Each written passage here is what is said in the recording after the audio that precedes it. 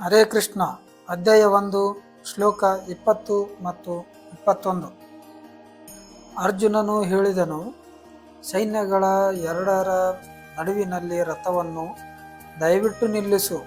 ನನ್ನ ಅಚ್ಯುತರಹಿತನೇ, ಎಲ್ಲಿವರೆಗೆ ಈ ಎಲ್ಲ ನೋಡಬಹುದು? ನಾನು ಯುದ್ಧ ಮಾಡಲು ಅಪೇಕ್ಷಿಸುವವರನ್ನು ಯುದ್ಧ ಭೂಮಿಯಲ್ಲಿ ವ್ಯೂಹಗೊಂಡ ಯಾರೊಂದಿಗೆ ನನ್ನಿಂದ ಜೊತೆ ಯುದ್ಧ ಮಾಡಬೇಕು? ಇದರಲ್ಲಿ ಕದನದ ಪ್ರಯತ್ನದಲ್ಲಿದ್ದ. ಅನುವಾದ. ಅರ್ಜುನ ಹೇಳಿದ, ಹೇ ಅಚ್ಯುತ, ಯುದ್ಧ ಮಾಡಲು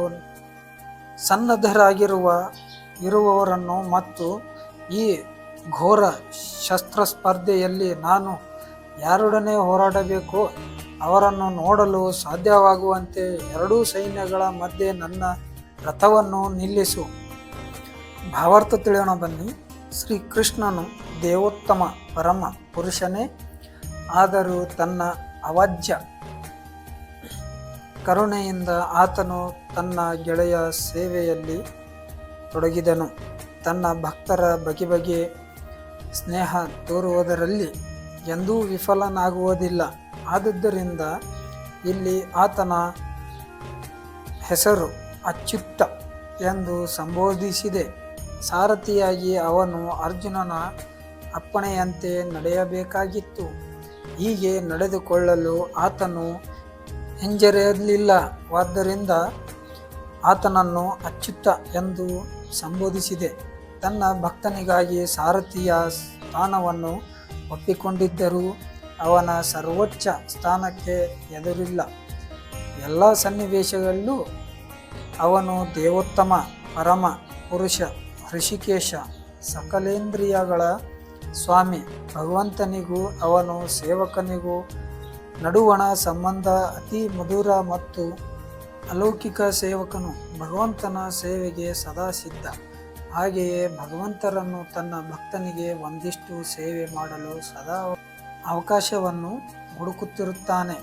ತಾನೇ ಅಪ್ಪಣೆ ನೀಡುವ ಪ್ರಭುವಾಗುವುದಕ್ಕಿಂತ ತನ್ನ ಪರಿಶುದ್ಧ ಭಕ್ತನೇ ತನಗೆ ಅಪ್ಪಣೆ ನೀಡುವ ಅನುಕೂಲಕರ ಸ್ಥಾನವನ್ನು ವಹಿಸಿಕೊಂಡಾಗ ಭಗವಂತನಿಗೆ ಹೆಚ್ಚು ಸಂತೋಷ. ಅವನೇ ಪ್ರಭುವಾದುದರಿಂದ ಎಲ್ಲರೂ ಅವನ ಆಜ್ಞಾಕಾರರು. ಅವನಿಗೆ ಅಪ್ಪಣೆ ಮಾಡಲು ಅವನಿಗಿಂತ ಹುಚ್ಚರಾದವರು ಇಲ್ಲ.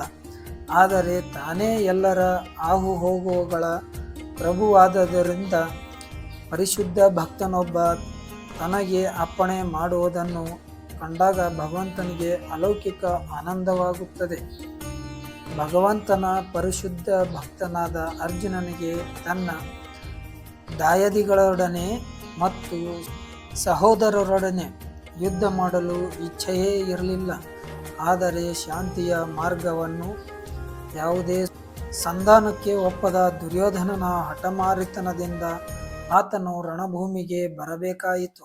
ಆದುದರಿಂದ ಆತನಿಗೆ ರಣಭೂಮಿಯಲ್ಲಿದ್ದ ಪ್ರಮುಖರನ್ನು ಕಾಣುವ ಆತಂಕ ಉಂಟಾಯಿತು.